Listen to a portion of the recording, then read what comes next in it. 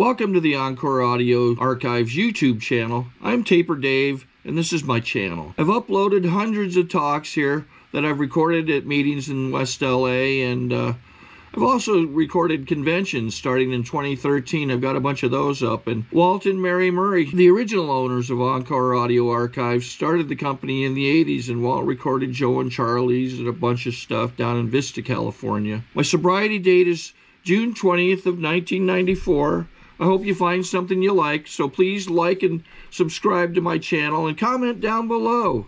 If you want to hear something that I don't have or that you don't see, I'll see that I get it. Anyways, take care and have a great day if you want to.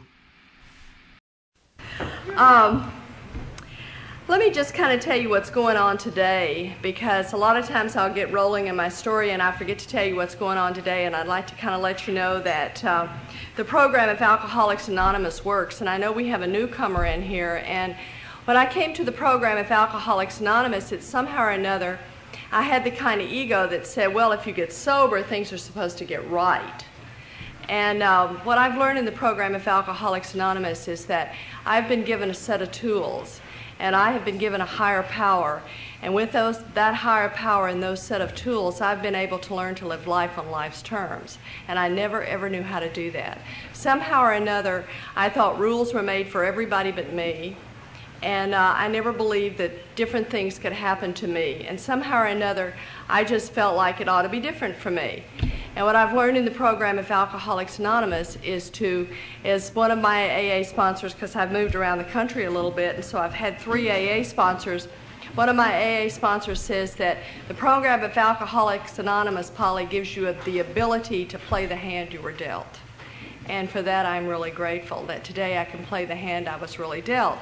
Now, as of late, I haven't liked the hand that I've been dealt.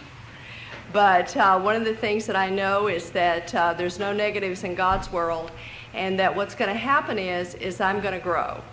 And I'm just having an opportunity to grow. And I've got some challenges in my life right now. And the thing that's really there is, even though there's a lot of fear, is that I know that when I get on the other side of it, that it's going to be better. And I just know that. And I've just hung around rooms of Alcoholics Anonymous long enough to know that this too shall pass. And when it does, and when I get to the other side, it's just going to be much, much better. And my husband lost his job on June the 30th. And he'd been with Unisys Corporation for a long time, but they're closed their Southern California operation. And it's been really scary because, as Dave says, there's not a lot of companies out there that want a 57-year-old computer scientist. And so we've had some challenges in our life, and to find out where it is that God's going to lead us. And we've had to put our home up for sale, and we just really didn't want to have to do that. But, you know, who knows what's going to happen next. And then my husband's son has been diagnosed with a terminal illness. And so it's been like, you know, Dave and I stood about 3 weeks ago in our living room, and we just stood there and we went, Uncle. And, but it's like, you know, I know that God's going to help us through this, and that He's there, and that however it happens, it's going to be for the best. And one of the things that Dave and I have done, the kind of surrender we've made this time, is really different. Because it seems like every time I go to God in prayer, I've got this agenda, you know, and it's like, you know, give Dave this kind of job, and we want to live here, and we want to do this. And, you know, I've heard around rooms of Alcoholics Anonymous, if you want to see God smile, just tell Him your plans, you know. So the surrender that we've made this time is that that Dave says that he's not going to, whatever job he gets, you know, whatever job is offered to him, that's a job he's going to take, and he's not going to ask him how much money they are going to pay him, and he's not going to put a limitation on where it is. So that's kind of exciting, because I don't know if we're going to stay in Southern California or if we're going to go somewhere else, because for once in our life, we don't have an agenda. And that's really exciting, because it feels really good to be surrendered and just wait and let it unfold the way it's supposed to unfold. Now, that's real scary, on the one hand, but on the other hand, it's real exciting. And so I just know that God, as I understand Him, just loves us to pieces, and whatever it is, it's just going to be greater than anything I ever expected, because that has been the way it's always been in my sobriety. And I'm really grateful today I'm really grateful God let me be 16 and a half years old. That's really nice. I mean, it's like I'm glad that I have had the faith of what this program is all about. When I came to the program of Alcoholics Anonymous, I didn't have a higher power that even resembles the higher power I have today. Because besides being a recovering alcoholic and drug addict, I'm a recovering Southern Baptist. And I had a lot of old ideas about God. And the thing I've learned in the program of Alcoholics Anonymous is that the disease of alcoholism is a disease of perception. You know, and what I learned in that Baptist church and what really was taught to me, or what I heard and what was said to me, are probably two entirely different things. Because the thing I have learned today is that I have a disease of perception, and that my perception of reality is distorted. And you know, a lot of times today, it does, you know, you can tell me something, it takes a walk through my brain, and what comes out doesn't even resemble what went in.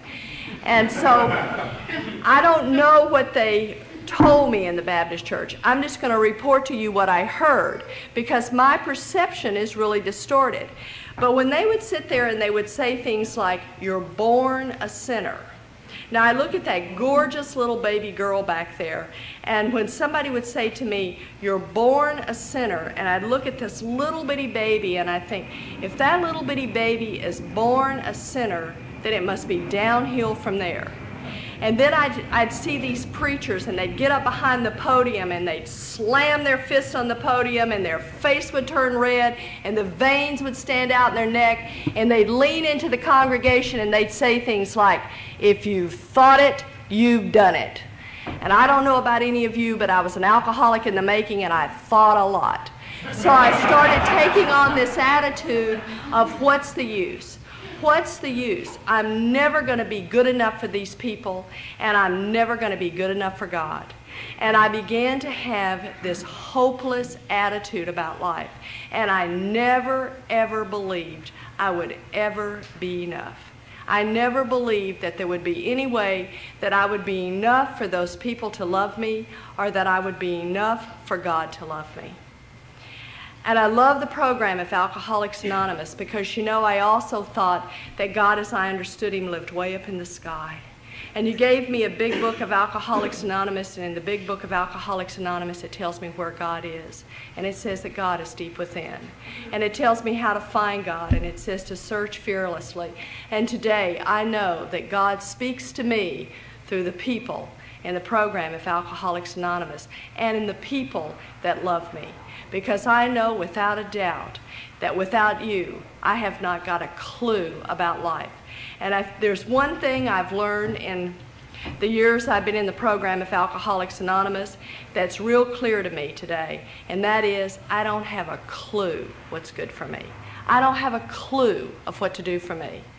I can tell you exactly what you need to do for you, but I haven't got a clue what to do for me. So I need to keep showing up at meetings of Alcoholics Anonymous so I can stay in touch with reality, because you see, my perception of reality is distorted. I also have a higher power who's got a dynamite sense of humor, and I'd like to share that with you. My name is Polly. It's not Pauline or Paula. And I'm here to tell you, if you're a little girl and your name is Polly, you're going to be teased a lot. And I don't know if any of you are sensitive alcoholics, but I'm sensitive. I don't like to be teased, and I don't like to be laughed at. And with a name like Polly, and I had zits all over my face, and it was Polly Wally wants a crack, you know, Polly Wally doodle all the day, and Polly wants a cracker, and, you know, it was pizza face and pus face, and, you know, none of those things do a lot for your self-worth. But I have learned that there are just no negatives in God's world, that everything has a positive result. And you know what? I can come into rooms of Alcoholics Anonymous with hundreds of people. And you know, there's not very many Pollys in this program. And when somebody says Polly, I'm pretty sure they're talking to me. I didn't know that I was an alcoholic, but I knew that I was a drunk, and I knew that I was a lush. And I used to drive down the freeways in Dallas, Texas, and I used to pray to God to have heart disease or cancer or something, because I knew that I was dying and I just wanted to die of something respectable. And today I know that the disease of alcoholism is my greatest gift, because if I didn't have the disease of alcoholism, I wouldn't qualify for the fellowship of Alcoholics Anonymous. And everything I am or hope to be, I owe to the fellowship of Alcoholics Anonymous. 12 and a half years ago, almost 13 years ago, I married Dave. Dave's last name is Pistol. My name now is Polly Pistol. My higher power has a dynamite sense of humor, because I'm here to tell you, if you walk around on planet Earth with a name like Polly Pistol, you gotta learn to lighten up. There's just no two ways about it. I also am living, breathing proof that you can have the disease of alcoholism and not come from alcoholic parents. I do not come from the disease of alcoholism. I am an only child, and if my parents did any kind of abuse to me, the abuse was I was just loved too much. I am a child who was absolutely loved to death. If I'd have said to my daddy, you know, I want that big yellow moon out there, he'd have found a way to give it to me. I was absolutely loved to death. Now, I'm here to tell you, though, that there was a lot of craziness that went on in that house. There was never a doubt about how much I was loved, but there was also a lot of confusion.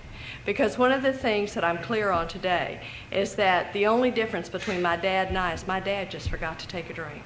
Everything else was there. My father was a man who was full of rage, and he used to have rage just like a periodic alcoholic.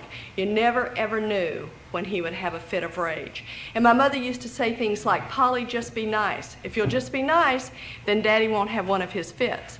But you see, Daddy always had one of his fits. And when he did, furniture would fly, and he'd curse and yell, and he'd knock my mom around. And somehow I always thought it had something to do with me. Had I just been better or done better, then Daddy wouldn't have had one of his fits. And I used to look at my father, and I used to say the exact same things that you would say about your alcoholic father. Because the thing that I was taught to do in the program of Alcoholics Anonymous is to identify with the feelings. Because you would talk about your alcoholic father, and I could identify with the feelings. And I would hear you say, there's no way I'd ever want to be like my alcoholic father. And I used to look at my dad and say, there's no way I'll ever want to be like you. And the irony of it was I became just like him.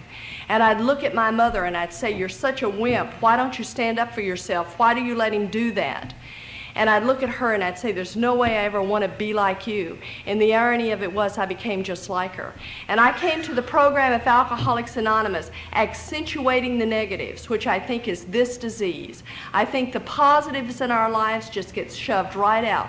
Because I came to this program, and until I did inventory, I could not see the positives in my life. I could not see all the good things that had happened to me. All I could do was take those negatives and just churn them around inside. And I'd looked at that and I thought I'd never want to be like her, and I realized that I became just like both of my parents. I came to the program of Alcoholics Anonymous an angry wimp. I was one of these people that was full of rage, and I would just swallow it down, and what I would do is I would take it home and I'd take it out on my two little boys. And the only people who ever saw who I really was my two little boys. To the rest of the world, I just looked so nice. Now I want to tell you my perception about my mother. My father died 14 years ago, and my mother's been widowed for 14 years, and my father did not leave her any money. That my parents were just not wealthy. And my mother is 75 years old and she works full time. My perception of reality is distorted. Wimps don't do that. And today I see what a really class act this lady is. And there's nothing wimpy about her at all. This is a very strong woman who operates her own home. She works full time, and she lives in a little town in West Texas. And the miracle of the program of Alcoholics Anonymous is that you help me to see the truth. And for that, I am so grateful. I have a spiritual illness. The disease of alcoholism is a spiritual illness. The big book of Alcoholics Anonymous tells me that I suffer from a spiritual malady. The big book of Alcoholics Anonymous tells me that I am cut off from the sunshine of the Spirit. And I know today that the disease I have, without the program of Alcoholics Anonymous and without a God of my understanding, I will suffer that same spiritual illness. And when I am cut off from the sunshine of the Spirit and when I'm suffering from that spiritual malady, nothing is enough. I cannot be loved enough. You cannot give me enough. Nothing, absolutely nothing is enough. And I'm so grateful to the program of Alcoholics Anonymous because the hole that stayed there for so many years, that I tried so many things to just feel okay, is filled up. I'm the kind of person who has to work at 150% in my head just to get even. And I feel like because of a program called Alcoholics Anonymous, there are a lot of days that I feel even. And for that, I am so grateful. When I was 18 years old, I married an Air Force officer, and I just knew that I had found my knight in shining armor, and we were going to sail off into the sunset and live happily ever after. Well, what I hadn't realized is I had married a SAC pilot. And not only was he going to be gone, but he was going to be gone for years at a time, and I was going to have to learn to be responsible for myself, and I had not a clue how to do that. I have never, ever wanted to take responsibility for myself. I have always wanted you to be responsible for me. I've always wanted you to be responsible for my happiness, and I've always wanted you to be responsible for my well-being. Now, in Texas, where I grew up, we have this thing, you know, when you pout, we call it puffing up. And so I would just sort of puff up. And you were supposed to figure out what was wrong with me. You were supposed to figure out what was going to make me happy. And if you didn't, you didn't love me. I love what Clancy says. He says, I have to be treated special just to feel average. And if you don't treat me special, then I feel rejected. And I so understood that. I always had to be treated special just to feel average. And I've never, ever wanted to be responsible for my feelings. And I come to a program called Alcoholics Anonymous, and you tell me that I have got to be responsible for my feelings and actions, past and present. You know, we come to this program and you absolutely do not get off the hook. And for that, I am so grateful. Because you see, I came to the program of Alcoholics Anonymous a victim. I was a victim of the U.S. Air Force. I was a victim of the Baptist Church. I was a victim because I was an only child. I was a victim because I was born a woman. I thought men had it better. I was absolutely a victim. And I love what the Big Book of Alcoholics Anonymous says, because the Big Book of Alcoholics Anonymous says that most of our problems are of our own making. Thank God. Because if my problems are of anybody else's making, I'm screwed. Because the only thing I can change is me. I can only change my attitude. Most of the time, I can't even change my circumstances. I can just change my attitude about my circumstances. And the thing that has always plagued me is I have been ruled by my feelings. And I believed with all my heart that I had no power over my feelings. And because I came to a program called Alcoholics Anonymous, and they told me, take a set of actions. And I didn't want to take those set of actions. And then I heard things like, take a set of actions contrary to the way you feel. It doesn't matter if you feel like doing it, just do it. And I began to realize that if I took a set of actions, those actions changed my thinking, and that thinking changed my feelings. And I never, ever understood that I have to act my way into good living. I cannot think my way into good living. I had to take a set of actions that would change my thinking, that would change my feelings. And I'm so grateful for that today, because I can do things like tonight. I'm standing up here giving an AA talk because I was asked to do it. I made a commitment. You taught me how to make a commitment. I made this commitment months ago. And I'm not sure how much I've got to give. But the one thing I know is that if I suit up and show up and do the things that I've been taught to do in the program of Alcoholics Anonymous, and not ask myself if I feel like it, just do it. What'll happen is, and what always happens for me, is that when 9 o'clock comes and I walk out of this door, I'm going to feel better. because I suited up and I showed up and I did what the program of Alcoholics Anonymous asked me to do. And for that I'm grateful, because I learned to do that in this program. I never ever knew how to do that. I knew how to lay in a bed and be depressed. I knew how to cover up my head, and I knew how to give up on living, and I knew how to die real easy. But the thing I never knew how to do was to take a set of actions and learn how to live. And it was not until I came to the program of Alcoholics Anonymous that I could grab a piece of life and learn how to live. And for that, I'm so grateful. I'm not going to tell you a lot about my relationship in the Air Force, except that I'm going to tell you that I learned to take a drink there. And it was no big deal.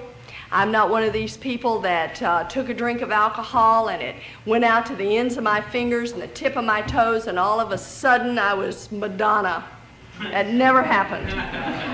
That's just not the way it worked for me. There's a sign that hangs in an Alano club in Salt Lake City, Utah. And that sign says, "The chains of alcoholism were too soft to be felt until they were too strong to be broken."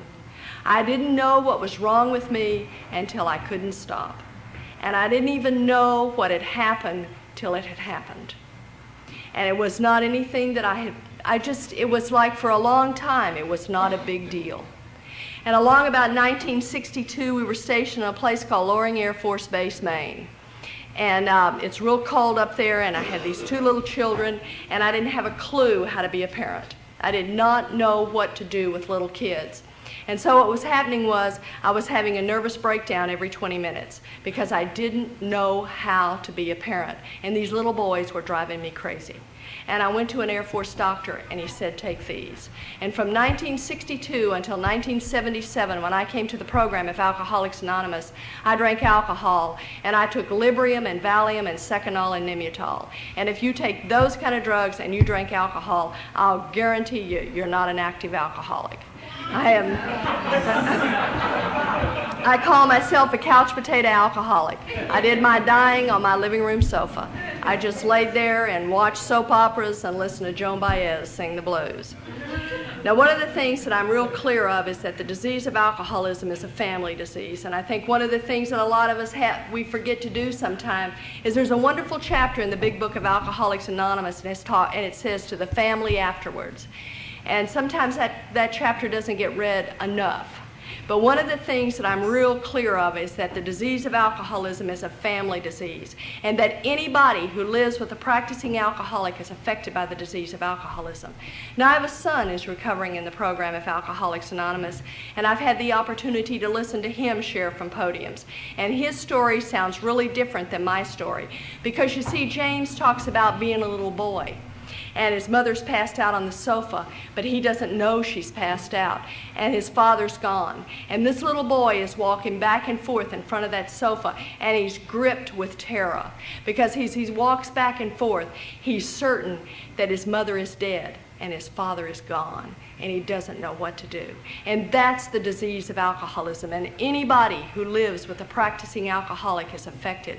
And I believe that the disease of alcoholism has traumatized my two sons, and I'm so grateful today for the recovery that I've been able to experience in this program. I'd just kind of like to tell you that I came to the program of Alcoholics Anonymous, and I didn't come here because I got up one morning and I said, "Geez, I think it'll be great to get sober," and that's not what happened. I ended up having a car wreck in Dallas, Texas, and I was taken to the police station, and you know how we all get to see that look on the non-alcoholic's face? It just doesn't understand why we do the things we do. And this policeman looked at my husband with so much disgust, and he said, "Why don't you just take her home and sober her up?" And on the way home, he says, "Polly, there's a treatment center, and it's not far from our house, and I wish you would go." And that night, I entered treatment for the first time. And this was not a great fancy place, I'll tell you. This was a county detox. And you know, the neat thing about it is I just loved what I saw in rooms of Alcoholics Anonymous, because what they did is they took us to a lot of meetings. But you know, there was something way down inside of me that just said, the arrogance of the alcoholic that said, people like me just don't become alcoholic. And I love what my husband says, because he says, when Dr. T-Bolt talked about the disease of alcoholism, he says there's two characteristics found in every alcoholic: grandiosity and defiant individuality. And he says only an alcoholic can lay in the gutter and feel superior to those looking down on him. So that's, you know, people like me just don't become alcoholic. And while I was in this treatment center, I had what we call in Texas a jitter house romance, you know, where sick falls in love with sick and you walk off into happy destiny. Well, we walked off for 58 days, and I was 12-stepped out of a motel in Euless, Texas, and brought back into that treatment center more dead than alive. And I'd reached that place in the big book of Alcoholics Anonymous that talks about pitiful, incomprehensible demoralization, because I knew what the problem was. The problem was sobriety. Because you see, sober, I can't live sober. I can't live with the feelings of being sober. I can't live with the kind of mother I've become. I can't live with the kind of daughter I've become and the kind of wife I've become. I just can't live with the kind of woman I've become. I just can't live with that. And when that 7 days was up, I left that treatment center, and I got a bottle of scotch and I got a bottle of Valium, and I checked into a motel. And you know, I don't believe that anybody comes to the programs of Alcoholics Anonymous that they don't have an Eskimo in their life. And an Eskimo is someone who leads us to the program of Alcoholics Anonymous. You know, it might be a husband who says, or a wife or a spouse, whatever you want to say, that says you can't live here anymore because of your alcoholism. Or maybe it's a child that you say you can't stay here anymore because what your disease is doing to the rest of the family. Maybe you're here because you got a nudge from the judge. Maybe you're here because your job says if you don't get your act together, you can't work here anymore. Somehow, some way, each and every one of us are led to the program of Alcoholics Anonymous. And I had such a lady in my life, and she knew nothing about the disease of alcoholism, but she loved me. And she said that day that something came over her. And today I know what that something was. That something was God working in my life through her. And she drove around until she found my car that day, because you see what I'd done is I had left that treatment center and I had gotten a bottle of scotch and I had gotten a bottle of Valium and I had checked into a motel because there was absolutely no way I could live sober. And you see, I've just defined the disease of alcoholism, because you see, the disease of alcoholism, you know, I need meetings of Alcoholics Anonymous. I am a long time between drinks, but the thing about it is I have a disease called alcoholism. And the big book of Alcoholics Anonymous says that we believe the disease rests in the mind, and my disease rests in my mind. Because if I just had an alcohol problem, stopping drinking and I would be fine. But I have a disease called alcoholism, and I need to treat that disease on a regular basis because that disease rests in my mind. And that day my girlfriend drove around and she found my car, and she found me in this motel, and she called the paramedics, and on April the 8th of 1977 I was pronounced dead on arrival in a hospital in Bedford, Texas. Needless to say, that didn't take, because I'm standing here tonight. But I need to tell you the miracle of the program of Alcoholics Anonymous. You know how a lot of us will go to the meeting after the meeting, and Kay and I had the meeting before the meeting, and we'll share each other's story.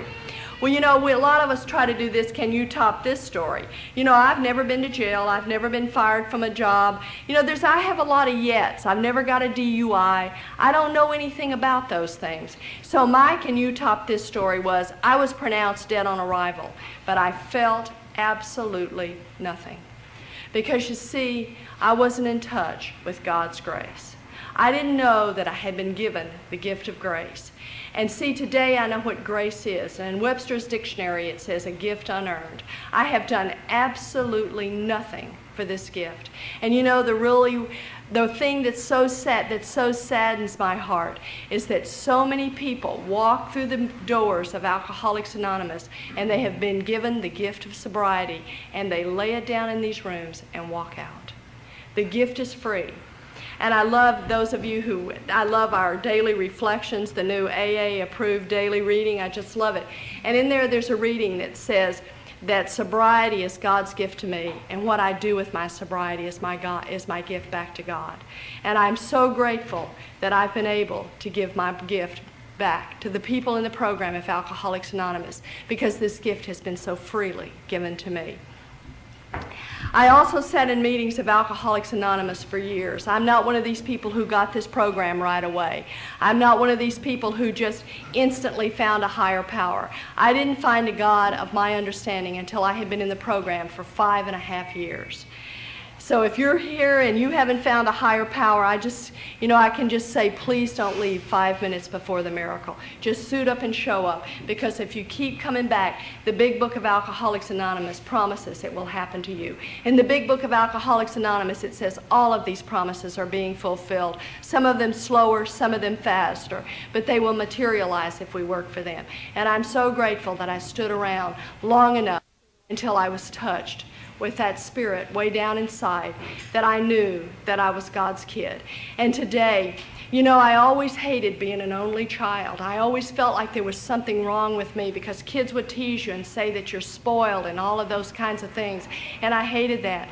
But today I feel like that God, as I understand Him, He loves me as if I were His only child. And I know that, and I know that's the way that, and I know He loves you the same way that God loves each and every one of us, as if we were His only child. And today I truly have that feeling down deep within that no matter what, everything's going to be okay. It may not look like it today, but I know that if I just stay close to this program and stay close to God as I understand Him, that no matter how dark it is before the dawn, I will have the courage to walk through whatever it is I need to walk through. And those promises continually come to me day after day after day. And for that, I am so grateful. At any rate, I ended up in a treatment center in Dallas, Texas on April the 11th of 1977, and by God's grace, in a program called Alcoholics Anonymous, I haven't had a drink since. Now, I've had a lot of things that have happened through the years that I've had to learn to, I was listening to Growing Up when John was talking about growing up. Well, it's really kind of hard sometimes to do adolescence and menopause all at the same time, but that's kind of what I'm having to do. But I've learned to grow up in the program of Alcoholics Anonymous, and for that I'm really grateful. And I've learned that that when people love you, and sometimes by loving you they tell you the truth, and you know how people who love you a lot of times will just get right in your face and tell you the truth whether you want to hear it or not. And my AA sponsor tells me that pride, it's not going to cause you to gain weight, and it doesn't have any calories in it, but sometimes it tastes real bad going down. And I've also heard in the program, if Alcoholics Anonymous, know the truth and the truth will set you free. I believe that with all my heart, but that's not to say it won't piss you off first, because sometimes it has a way of doing that. And I'm really grateful that people have loved me enough to tell me the truth. I've had to hit some bottoms in the program of Alcoholics Anonymous that have been every bit as devastating as the ones I've hit behind alcohol and drugs, and that was behind relationships and sex. I was desperate for people to love me. I would have done anything. And today I know that, it has to come from within. There's no way that any, one of you or all of you collectively could love me enough to fill the empty hole that's within me. The only way that can do that is a God of my understanding. And the thing that I have learned is that I think the thing that drives psychiatrists and psychiatrists crazy is a lot of times they'll say to people, do it for yourself. And sometimes I don't quite understand all that, because, doing it for myself earned me a seat in the program of Alcoholics Anonymous. But when I began to do it for you, and when I began to reach out to another alcoholic and share my experience, strength, and hope, something started to happen to me. Because you see, I'm dying from a disease that's spiritual in nature. And because I have a disease that's spiritual in nature, the only way that I can recover from a disease that's spiritual in nature is to reach outside of myself, share that experience, strength, and hope, and watch that come back. Because what I give out will come back. And you see, those Baptist churches taught me that. They told me, whatever you sow, so shall you reap. And today I understand that. Whatever I put out into the universe is what I'm going to get back tenfold. And I can understand that, because I'm feeling better, and I feel the energy in this room. I walked into this room totally stressed, totally tired, saying, thank God it's Friday. And right now, thanks to you, a healing has taken place, because your energy and your love has begun to make me feel not so tired, not so stressed, and it heals me. I know it's in these rooms that I am healed, and it is in these rooms that I'm given back the strength that is taken from me, but it is only given to me because I am willing to give it out. And I never ever understood that. I didn't understand you cannot keep it if you don't give it away. And sometimes maybe I don't have much to give away. Maybe it's just a tiny little inch. Maybe it's not enough to do much. But if I just be willing to give whatever I've got, I'll get it back tenfold. And I'm so grateful today that I learned that in the program of Alcoholics Anonymous. Almost 13 years ago, I married another member of this alcoholic. Married another alcoholic, another member of this fellowship. Mercy. I am talking like lickety split. So, because I honestly believe there's no soul saved after 9 o'clock. And so I'm like, you know, let's blah, blah, blah, blah, blah, blah. And I divorced when I was 3 years sober in the program of Alcoholics Anonymous, and I had been married for 22 years. And at 3.5 years of sobriety, I married another member of this fellowship. And I'm here to tell you that it's been a gift from God, because Dave has just loved me no matter what. He has absolutely been my lesson in unconditional love, because you see, Dave knew me since I was 6 months sober, and he knew all about me. And when Dave asked me to marry him, he told me, he says, Polly, you need to get something straight. I don't want to have an affair with you. I want to marry you. And you see, things like that aren't supposed to happen to people like me. But Dave has loved me no matter what. And one of the things that I'm real clear of is that love's a healer, and when love is present, it heals. And I've had a lot of VINCI character defects to surface as a result, and thanks to the love they have healed. And the worst character defect of all has been the character defect of jealousy. Because you see, if I think Dave's the greatest guy in AA, then I think all the other women think so too. And I've had a lot of insecurities around that. And today I know that jealousy is just my own insecurities, and that it's my barometer. You know, when those icky feelings come all over me, I know it doesn't have anything to do with other women. It doesn't have anything to do with anybody else. It just has to do with my relationship with God. Because you see, when my relationship with God is in order, I don't have those icky feelings. And I'm so grateful to this relationship. And there are people in this program who have what I want, and they have good marriages. And my AA sponsor is one of them. And Ellen and Red have been married 30 years, and Red's 30 years sober, and Ellen's 34 years sober, and I tell you, they've got what I want. And what I do, if they have what I want, is I do what they do. And one of the things I've learned is if you love someone, you treat them like you love them. And if you love someone, you talk good to them. You don't push their face in, because it's real hard to understand love when somebody's pushing your face in. And today I know that if you love someone, you act like you love them, and that love is more of an action than anything else. And today I treat Dave like I love him. I do the action. And sometimes I don't want to do the action. Sometimes I want to take his inventory, tell him he needs to go to a meeting, go talk to his sponsor. But my job is just to love him. It is not to take his inventory. And if I work the 12 traditions in my relationship, it works. And those are the things that I have learned in the program of Alcoholics Anonymous. And I want to quickly tell you about my 2 sons. When I came to the program of Alcoholics Anonymous, I realized that my sons had been traumatized by the disease of alcoholism. And I realized that my 14-year-old son was a full-blown drug addict. And I didn't think it was fair that this was no way this could be happening to me. After all, I'm sober now. And some of the hardest things that I've had to do in the program of Alcoholics Anonymous is stand up in front of you and stand up in front of other groups of people in the program of Alcoholics Anonymous and admit to myself, to God, and to others that I am a child abuser. And what I did is I did things that were far worse. I was not a person who beat up on my kids, but I did things that was far worse than that. I totally, completely ignored my children. I did not even give them my time. I sent my children a message that you're not worth it. And because of it, my children have suffered grave emotional problems because of a disease called alcoholism. My oldest son is one of our Al-Anon members. And sometimes I wish Russ could take a drink, but that's not what he does. And I've watched my oldest son try to kill himself 6 times. And you know, there were times in this program that I just didn't feel like that God was big enough to take care of Russ. I knew that God was big enough to get me sober, but I didn't know if he was big enough to take care of Russ. And you know, today people in the rooms of Alcoholics Anonymous would say, Polly, turn him over, just turn him over. And you know, I just couldn't do that. And today I know why. Because you see, I didn't trust God. I didn't trust that God would take care of Russ. Because you see, if I turn Russ over to God, then God just might take him. And I didn't trust that. But you know, God has a way of helping us in every area of our lives. And I have the opportunity to get to go places and share my experience, strength, and hope in other towns and at other AA conferences. And I had this opportunity a little over 5.5 years ago when I was speaking at an AA meeting.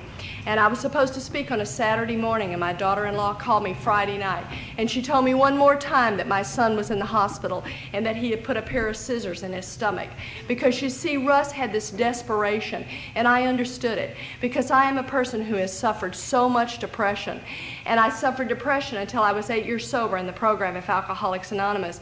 And the thing about it was easier for me to hurt myself physically. If I could just hurt myself physically, then I didn't feel it so bad emotionally. So I understood his desperation, and I understood what he was going through. And my daughter-in-law called to tell me that he was in the hospital one more time.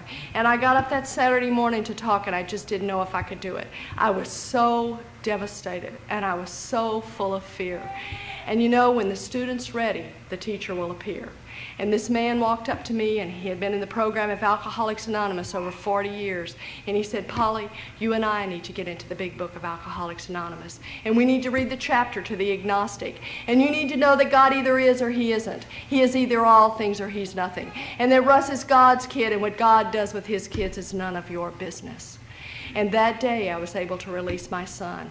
And a month later my son found the rooms of Al-Anon. And I'm here to tell you, for the past 5.5 years my son hasn't tried to hurt himself. And that's a miracle, an absolute miracle. But what happened is I finally got out of the way. And for that I'm so grateful.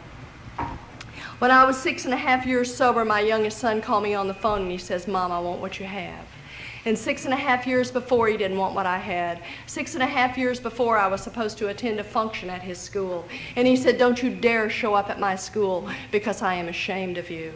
And 6.5 years later, he wants what I have.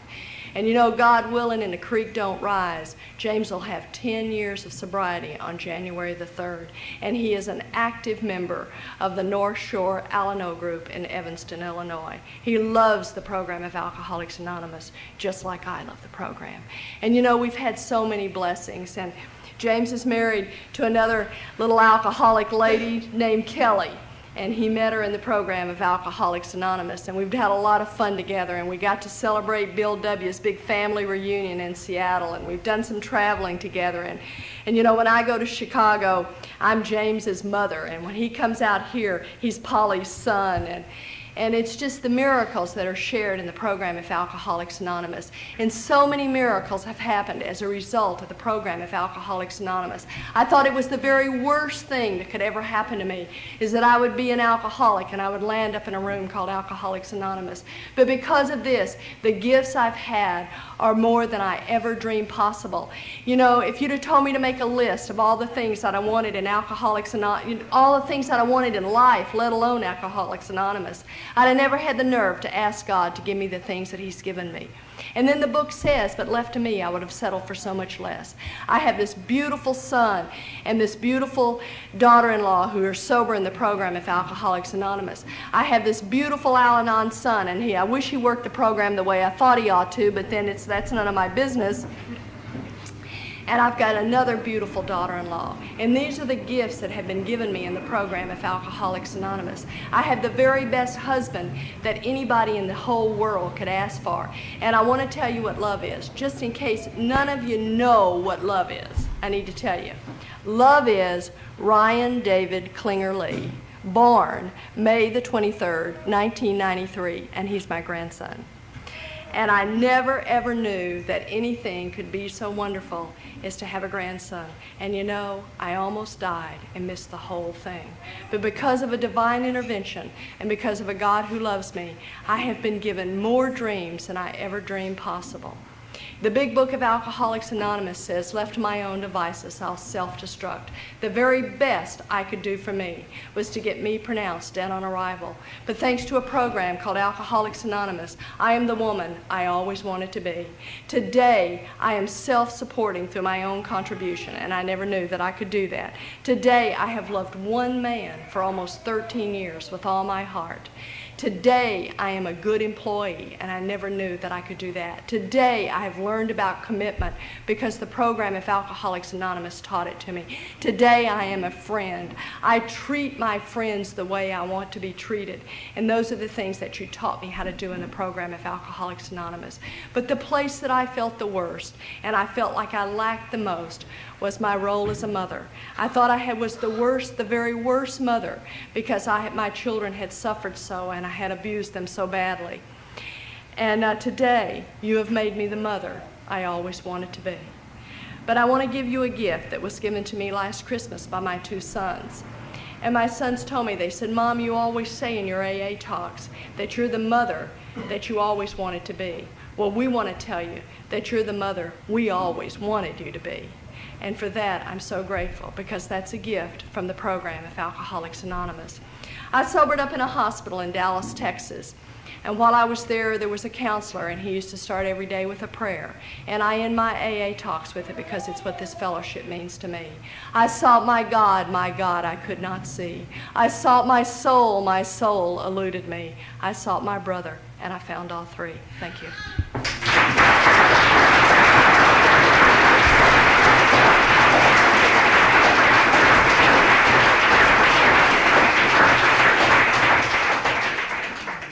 Sorry to interrupt your viewing. Taper Dave here. Just wanted to take a second to ask you to like and subscribe to my channel. And let me know if you like what you're listening. I've got some very good talks here, and this one's a great one. Just curious, do you think this is better than Zoom? Tell me what you think. Okay, this is how I prepare my drone for launching. I like to do it inside the cab of my truck so I'm not standing outside in the weather. To install the joysticks for control, up and down, right and left, powered on. I have an Android phone that I use to connect it to the drone with. And it's actually controlled through the iPhone, through an app. Oops, wrong way. It's actually controlled through the iPhone, or through this Android phone, through the app. It's actually controlled through the Android phone, through an app, and you connect it through this short connection right here.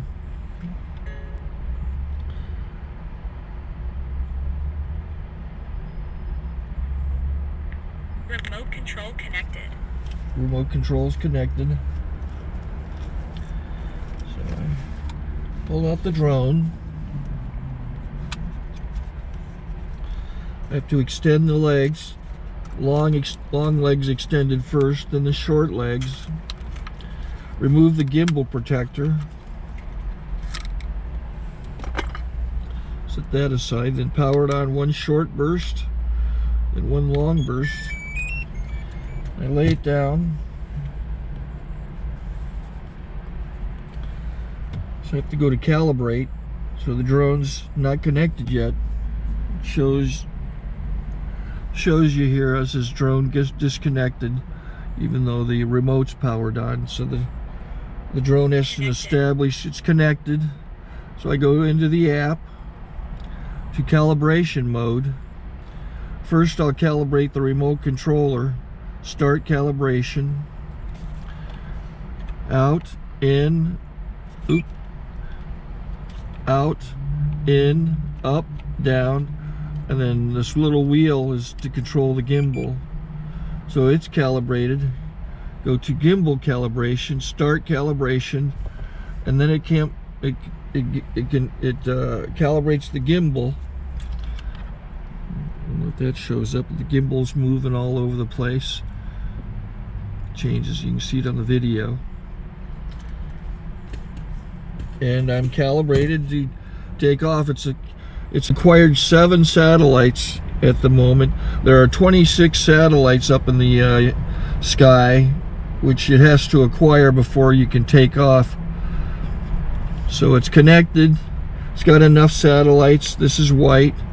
I can go to press this little arrow button, swipe right to take off, And it would start the motors if I slid this to the right, but I'll wait till I get outside. Don't want to do it inside.